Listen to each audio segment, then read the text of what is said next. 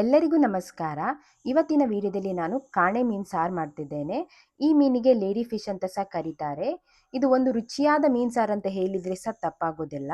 ಇದನ್ನು ಮಾಡಲಿಕ್ಕೆ ಮೊದಲಿಗೆ ಒಂದು ಪ್ಯಾನಿಗೆ ಬ್ಯಾಡಗೆ ಮೆಣಸನ್ನು ಹಾಕಿ ಚೆನ್ನಾಗಿ ಡ್ರೈ ರೋಸ್ಟ್ ಮಾಡಿಕೊಂಡು ಒಂದು ಪಾತ್ರೆಗೆ ಹಾಕ್ಕೊಳ್ತೇನೆ.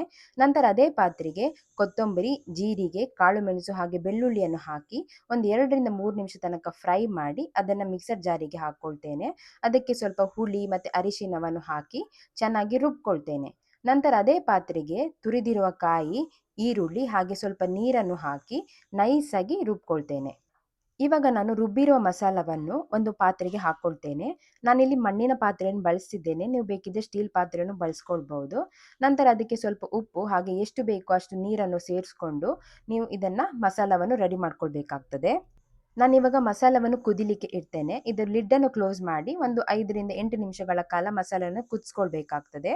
ಅದೇ ಟೈಮಲ್ಲಿ ನಾನಿಲ್ಲಿ ಕಾಣೆ ಮೀನನ್ನು ಒಂದು 3 ಪೀಸಾಗಿ ಕಟ್ ಮಾಡಿ ಮಸಾಲೆ ಕುದಿ ಬಂದ ನಂತರ ಅದಕ್ಕೆ ಈ ಮೀನನ್ನು ಹಾಕ್ಕೊಳ್ತೇನೆ. ನಂತರ ಲಿಡ್ಡನ್ನು ಕ್ಲೋಸ್ ಮಾಡಿ 5 ನಿಮಿಷಗಳ ಕಾಲ ಅಥವಾ ಮೀನು ಮೇಲೆ ಬರೋ ತನಕ ಇದನ್ನು ಬೇಯಿಸ್ಕೊಂಡ್ರೆ ಸಿಂಪಲ್ ಹಾಗೆ ಡಿಲಿಷಿಯಸ್ ಆದ ಕಾಣೆ ಮೀನಿನ ರಸ ರೆಡಿ ಆಗ್ತದೆ. ಕುಚ್ಚಲಕ್ಕಿ ಅನ್ನ ಜೊತೆ ತಿನ್ನಲಿಕ್ಕೆ ಅದು ಒಂದು ಒಳ್ಳೆ ಕಾಂಬಿನೇಷನ್ ಅಂತಲೇ ಹೇಳ್ಬೋದು. ಹಾಗೆ ನಿಮಗೆ ಈ ವಿಡಿಯೋ ಇಷ್ಟ ಆಗಿದ್ದರೆ ಲೈಕ್, ಶೇರ್ ಮತ್ತು ಕಮೆಂಟ್ ಮಾಡಿ. ಇನ್ನೂ ಹೆಚ್ಚಿನ ವಿಡಿಯೋಗೆ ನನ್ನ ಯೂಟ್ಯೂಬ್ ಚಾನಲ್ ಸಬ್ಸ್ಕ್ರೈಬ್ ಮಾಡಿ.